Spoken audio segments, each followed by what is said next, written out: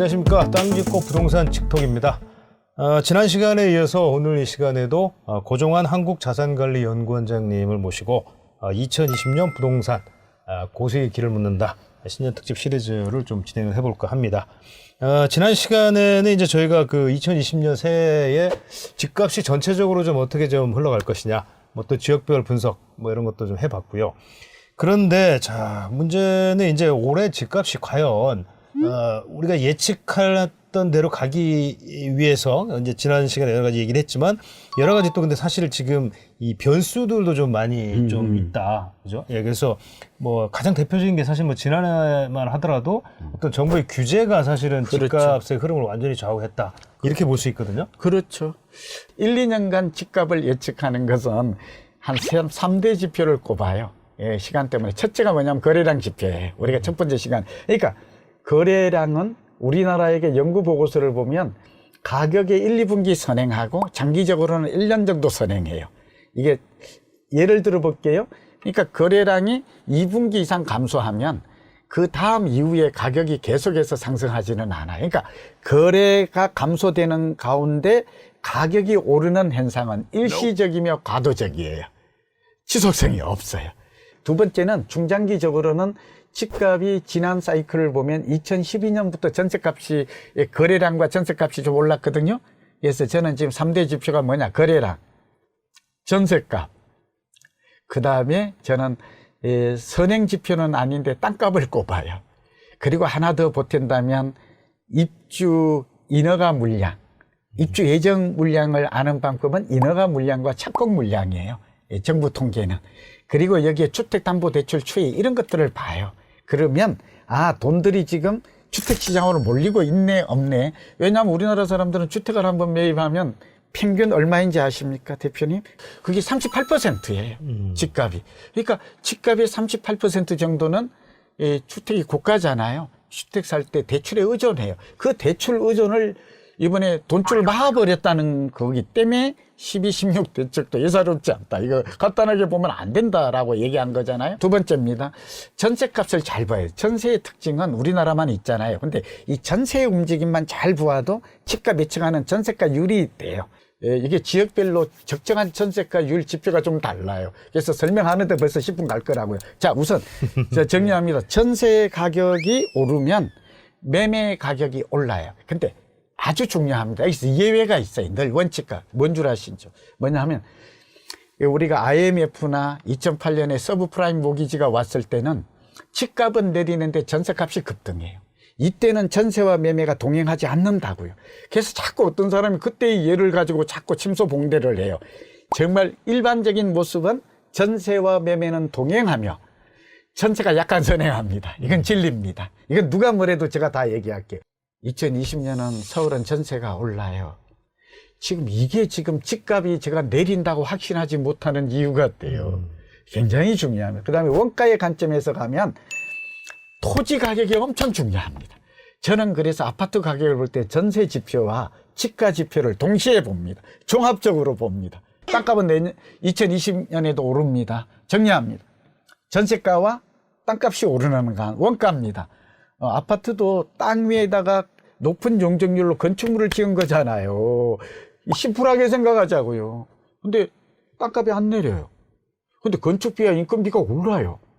그런데 집값은 내려야 되거든요. 혹은 또 내리거든요.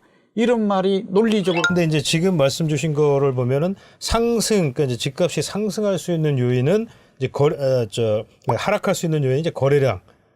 이런 게 이제 주담대. 네. 이쪽은 이제 상승을 막는, 그러니까 하락 요인으로 작용을 할 거고. 그렇죠. 반면에 이제 전세값과 땅값 이런 거는 또 이제 오히려 또 상승 사실은 요인으로. 유동성도 중요하죠. 아까 주담대라는 게 사실은 또 유동성과 관련이 있죠.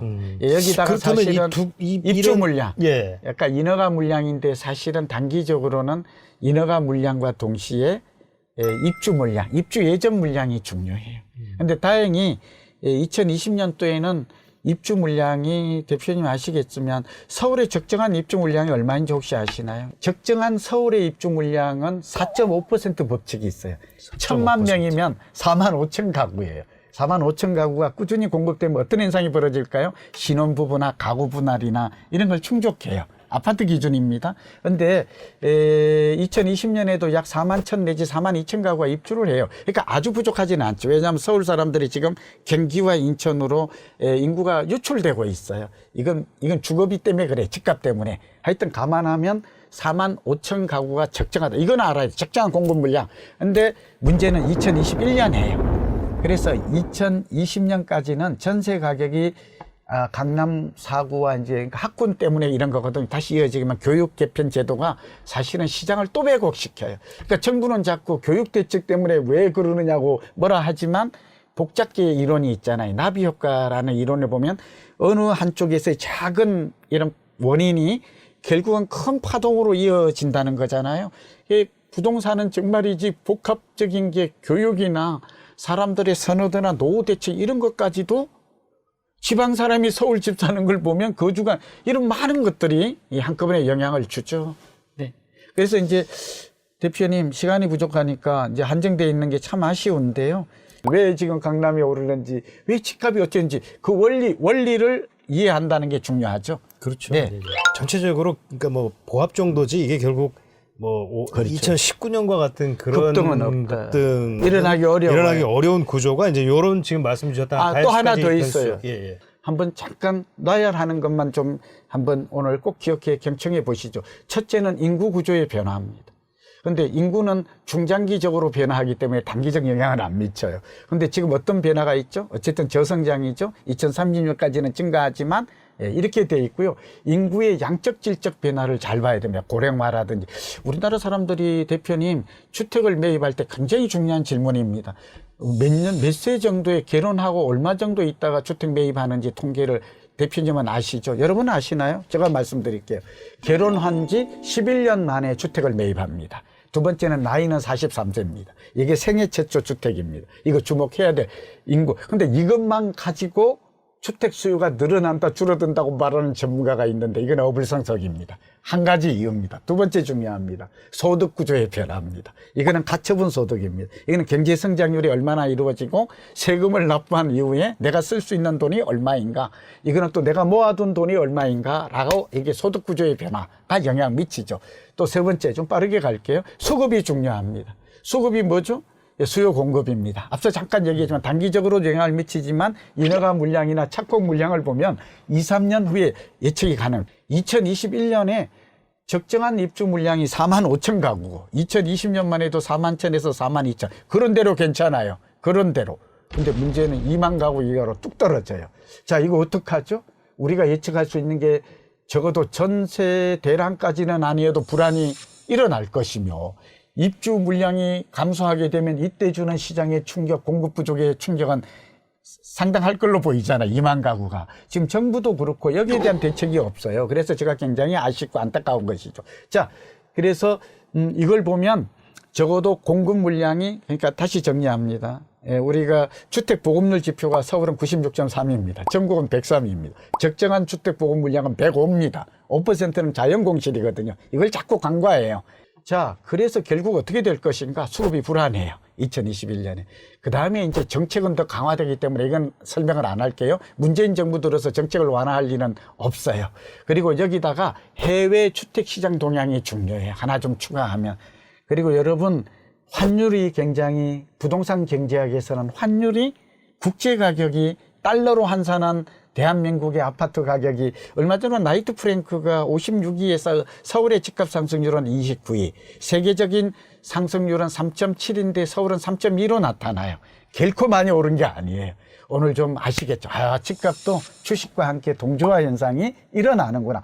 해외 부동산 동향까지 알아야 되고 세상에 미세하지만 환율까지, 여기에다가 대체재 유무가 굉장히 영향을 줘요. 좀 길어졌죠? 뭐냐면 금융시장이 활성화되고 좋을 때는 부동산 시장의 유동자금이 둘이는 교체성이 없다고 말하지만 호환성이, 그럼에도 불구하고 금융시장이나 경제의 불안감이 안전자산에 대한 선호도, 이런 것들이 중장기적으로는 영향을 미친다. 이거 모든 걸 종합하면 제가 볼 때는 상승 요인과 하락 요인이 팽팽하게 맞서 있고, 그래서 집값은 2030년, 오늘 중요 결론입니다. 까지는 서울 집값은, 수도권 집값은 부산, 대구, 대전, 광주, 대도시, 인구와 소득과 인프라가 확충되는 지역은 2030년까지는 집값의 상승 추이, 우상승 현상은 우상향 현상은 나타난다. 다만 10년 주기설과 7년에서 12년 단위로 주기로 나타나는 벌집 순환 모형과 같은 이런 주택 경기 예측 기법에 따르면 사이클과 예측 기법에 따르면 또 주요 지금 아까 핵심 요인 변수에 따르면 집값은 2030년까지 서울의 집값은 상승할 가능성이 높다. 그러니까 1주택자는 그렇게 불안해하지 않아도 된다는 말씀을 드립니다. 네, 오늘도 뭐 좋은 말씀 감사드리고요.